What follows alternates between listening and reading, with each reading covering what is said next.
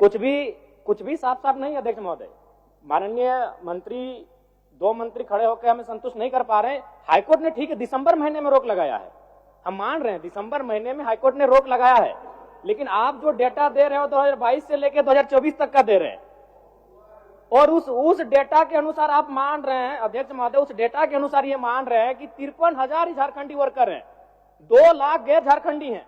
तो कैसे हम अपने आप को संतुष्ट कर पाएंगे? ना हम संतुष्ट हो पा रहे हैं, ना आज इस सत्य को घरों में बैठकर जो झारखंडी देख रहे हैं वो युवा संतुष्ट हो पाएंगे। आप खुद मान रहे हैं, आप कह रहे हैं कि आपके पेरोल में 2,46,000 वर्कर नामित हैं, जिसे मात्र 53,000 झारखंडी है, तो हम कैसे संतुष्ट हो पाएंगे?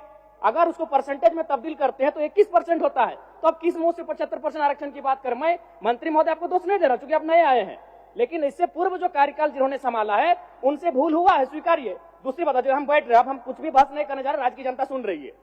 मंत्री महोदय, ये प्रश्न 2 बार आ चुका है।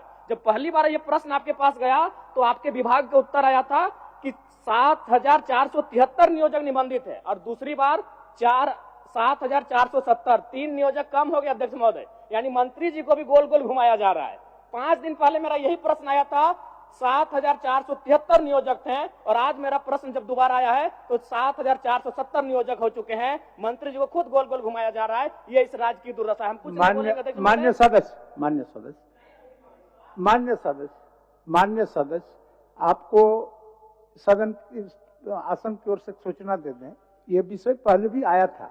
आज पहले आने के क्रम में ही सरकार निर्णय लिया और सदन के तरफ से एक समिति का गठन हुआ था, जिसमें माननीय प्रदीप जी, सोनू जी और शायद इस पक्ष के आप थे, शायद नलिन बाबू थे, उनके अध्यक्षता में समिति हुई थी।